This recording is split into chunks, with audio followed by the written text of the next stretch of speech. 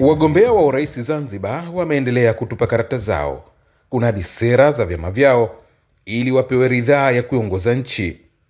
Mgombea urais wa Zanzibar kwa tiketi ya ACT Wazalendo Othman Masoud Othman akiwa katika jimbo la Mwera akaahidi maboresho kwenye utumishi wa umma endapo ataingia Ikulu. Ni kurekebisha utumishi wa umma, na tuliposema miongoni mwa hatua tutakazochukua mbali ya marekebisho haya ni kuwapa maslahi yanayofanana angalau na maisha basic ya mtumishi wa umma. Uimarishaji wa hali za maisha ya wananchi ikawa miongoni mwa ahadi za mgombea huyo. Kuondoa kodi katika kila kitu kinachoitwa ni chakula cha binadamu, ili angalau kila mtu apate mlo wake kwa heshima.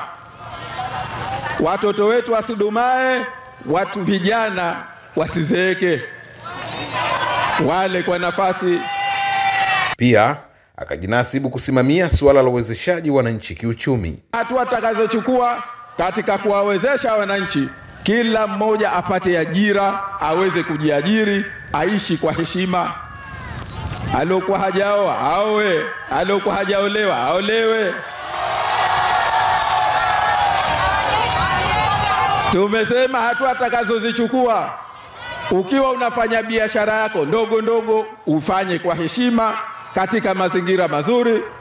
Ukiwa unafanya sokoni usinyanyaswe kwa matozo na makodi na ada zisizokuwa na tija. Kampeni hizi za uchaguzi mkuu zinawapa nafasi wananchi kuamua viongozi wa kuwachagua kwenye sanduku la kura Oktoba 29 mwaka huu. Ali Isa, Azam News, Unguja.